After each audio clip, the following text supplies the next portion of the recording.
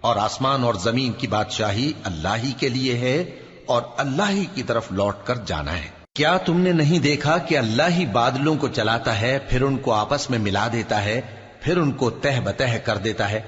پھر تم دیکھتے ہو کہ بادل سے مے نکل کر برس رہا ہے، اور آسمان میں جو اولوں کے پہاڑ ہیں ان سے اولے نازل کرتا ہے، تو جس پر چاہتا ہے اس کو برسا دیتا ہے اور جس سے چاہتا ہے ہٹا رکھتا ہے۔ اور بادل میں جو بجلی ہوتی ہے اس کی چمک آنکھوں کو خیرہ کر کے بینائی کو اچکے لیے جاتی ہے۔ اللہ ہی رات اور دن کو بدلتا رہتا ہے، اہل بصارت کے لیے اس میں بڑی عبرت ہے۔ اور اللہ ہی نے ہر چلنے پھرنے والے جاندار کو پانی سے پیدا کیا، تو ان میں سے بعض ایسے ہیں کہ پیٹ کے بل چلتے ہیں، اور بعض ایسے ہیں جو 2 پاؤں پر چلتے ہیں، اور بعض ایسے ہیں جو 4 پاؤں پر چلتے ہیں۔ اللہ جو چاہتا ہے پیدا کرتا ہے، بے شک اللہ ہر چیز پر قادر ہے۔ ہم ہی نے روشن آیتیں نازل کی ہیں، اور اللہ جس کو چاہتا ہے سیدھے راستے کی طرف ہدایت کرتا ہے۔ اور بعض لوگ کہتے ہیں کہ ہم اللہ پر اور رسول پر ایمان لائے اور ان کا حکم مان لیا، پھر اس کے بعد ان میں سے ایک فریق پھر جاتا ہے، اور یہ لوگ صاحب ایمان ہی نہیں ہیں۔ اور جب ان کو اللہ اور اس کے رسول کی طرف بلایا جاتا ہے تاکہ پیغمبر ان کا قضیہ چکا دیں، تو ان میں سے ایک فریق منہ پھیر لیتا ہے، اور اگر ان کو حق ملتا ہو تو اس کی طرف قبول کر کے چلے آتے ہیں۔ کیا ان کے دلوں میں بیماری ہے، یا یہ شک میں ہیں، یا ان کو یہ خوف ہے کہ اللہ اور اس کا رسول ان پر ظلم کریں گے؟ نہیں،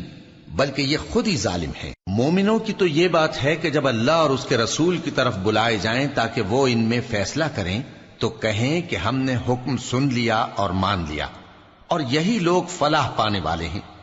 اور جو شخص اللہ اور اس کے رسول کی فرما برداری کرے گا اور اس سے ڈرے گا اور اس کا تقوی اختیار کرے گا، تو ایسے ہی لوگ مراد کو پہنچنے والے ہیں۔ اور یہ اللہ کی سخت سخت قسمیں کھاتے ہیں کہ اگر تم ان کو حکم دو تو سب گھروں سے نکل کھڑے ہوں۔ کہہ دو کہ قسمیں مت کھاؤ، پسندیدہ فرما برداری درکار ہے، بے شک اللہ تمہارے سب اعمال سے خبردار ہے۔ کہہ دو کہ اللہ کی فرما برداری کرو اور رسول کے حکم پر چلو، اگر منہ موڑو گے تو رسول پر اس چیز کا ادا کرنا ہے جو ان کے ذمے ہے، اور تم پر اس چیز کا ادا کرنا ہے جو تمہارے ذمے ہے۔ اور اگر تم ان کے فرمان پر چلو گے تو سیدھا رستہ پالو گے، اور رسول کے ذمے تو صاف صاف پہنچا دینا ہے۔ جو لوگ تم میں سے ایمان لائے اور نیک کام کرتے رہے، ان سے اللہ کا وعدہ ہے کہ ان کو ملک کا حاکم بنا دے گا، جیسا ان سے پہلے لوگوں کو حاکم بنایا تھا، اور ان کے دین کو جسے اس نے ان کے لیے پسند کیا ہے مستحکم و پائیدار کرے گا، اور خوف کے بعد ان کو امن بخشے گا۔ وہ میری عبادت کریں گے اور میرے ساتھ کسی چیز کو شریک نہ بنائیں گے، اور جو اس کے بعد کفر کرے تو ایسے ہی لوگ بد کردار ہیں۔ اور نماز پڑھتے رہو اور زکوٰۃ دیتے رہو اور پیغمبر کے فرمان پر چلتے رہو تاکہ تم پر رحمت کی جائے۔ اور ایسا خیال نہ کرنا کہ کافر لوگ ہم کو زمین میں مغلوب کر دیں گے،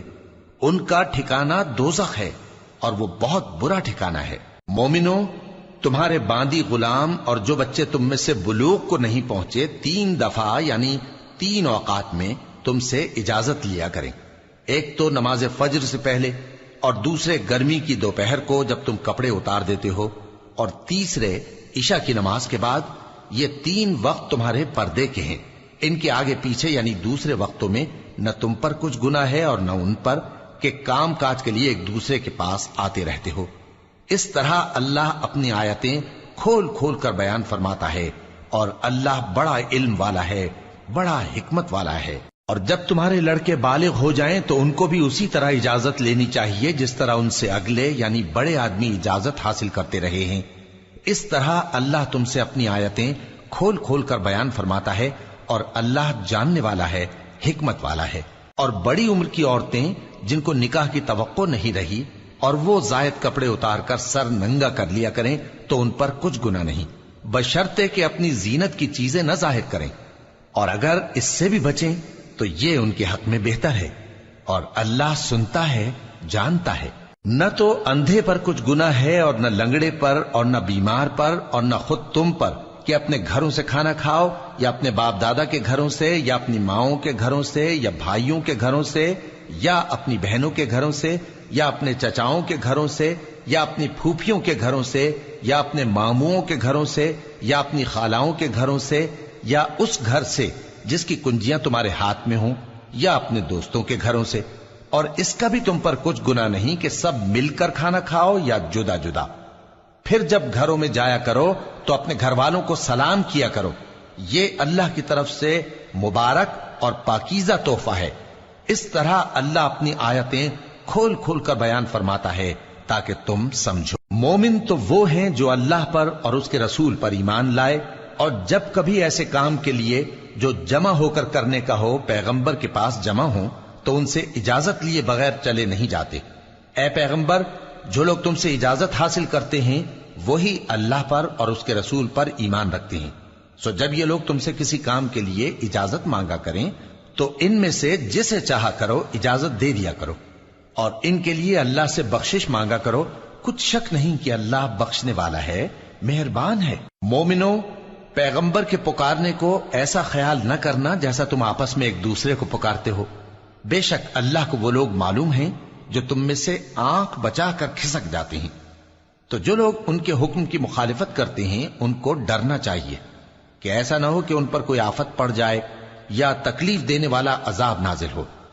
دیکھو، جو کچھ آسمانوں اور زمین میں ہے سب اللہ ہی کا ہے، جس طریق پر تم ہو وہ اسے جانتا ہے،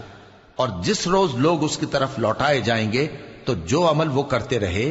وہ ان کو بتا دے گا، اور اللہ ہر چیز سے واقف ہے۔